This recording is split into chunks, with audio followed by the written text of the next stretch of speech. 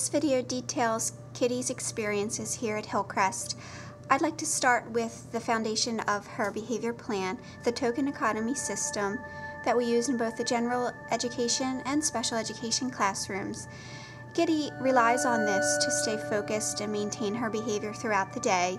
She is awarded pennies for participating and having what we say is kind hands, a kind mouth, doing her work, and listening to teachers. When we recognize these positive behaviors, we immediately reward her with a token or a penny. And after she receives 5 pennies, she gets a reward. This is something she looks forward to. They are chosen by her. Some of her favorite things are computers, other breaks to go on the swings, even videos such as the one you're watching. She likes to watch videos of herself participating in her school day. So luckily she's chosen a lot of educational rewards. Her favorite websites are learning games and reading and alphabet, all of her favorite things.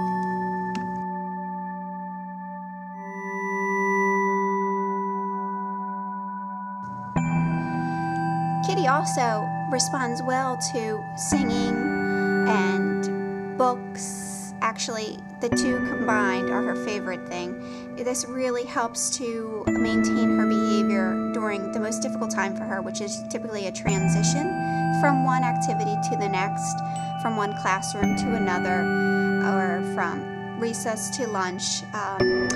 These books are class favorite books, things that we've made in their classroom, talking about her schedule or routines or different skills. She also enjoys any books that are written to a tune. For example, Star Spangled Banner, anything that she can kind of sing along with.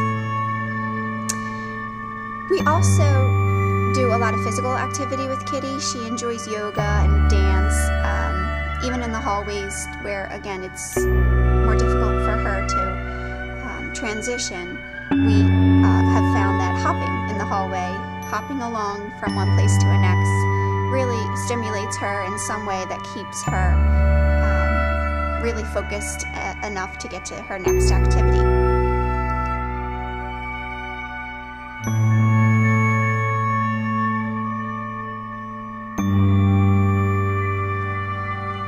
Kitty has excellent reading skills, so we use this wherever we go, to the supermarket, to parties, to any kind of school-wide assembly. We'll often bring along some kind of reading activity for her. She tends to rely on this to keep her focused. It's as if she's such an eager learner that she doesn't want to waste any time, and it's really those times when you see what I call an instructional pause, or what you see when you see a teacher working with a small group of students, perhaps in a large classroom, and or if 2 teachers are communicating. This could be a difficult time for Kitty. She doesn't really see her purpose in that moment, so she'll often display behaviors if the attention is not directed towards her. We found that keeping her occupied with reading really helps her to maintain her own behaviors, while teachers have to tend to other things, which is part of the job. It really is helpful to have learning and reading materials right there on the spot. So you'll often see, if we're walking with Kitty, we have several materials with us to keep her attention focused and keep her engaged in learning throughout her entire day.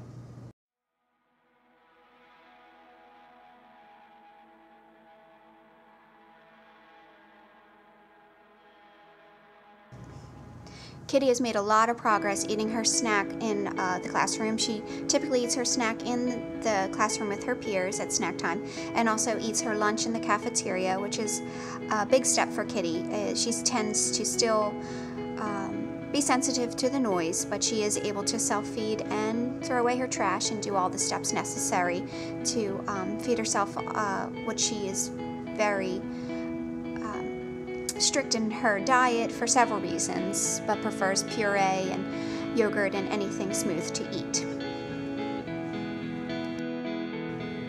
Kitty does best when directions are clear and it's explained to her exactly what is expected of her. We often use something called just a to-do list. Basically, we use her to-do list when it's an unfamiliar setting or an activity that she's not doing as part of her regular routine. So for example, if we were having a cooking activity, we would write down the 3 steps she needs to do, and at the end she's all done. So she sees that there's an end in sight and she's able to accomplish these small steps to achieve our goals and her goals.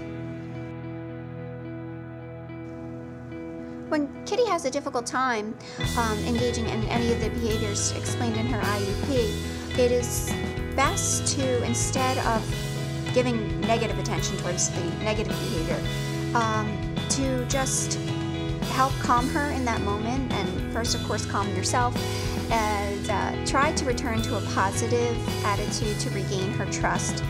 And ways we can do that is just remind her, show me your kind hands, take a deep breath, show me your kind mouth, maybe relate it to whatever behavior was presented. And once she has regained her composure, she will be able to complete the task. Oftentimes we'll decrease what was asked of her in the expectation of that, or even return to something that we know she prefers. Return to a preferred activity to again bring her out of that and move forward in a positive way. We've found that any kind of negative attention to the behavior only increases the behavior and escalates the situation.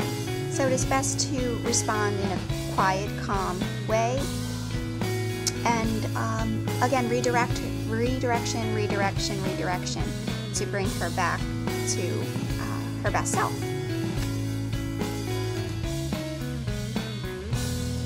I can't say enough about positive reinforcement when working with Kitty, recognizing everything she does to do her very best each day. She is a joy, and once she lets you into her heart, she truly does shine.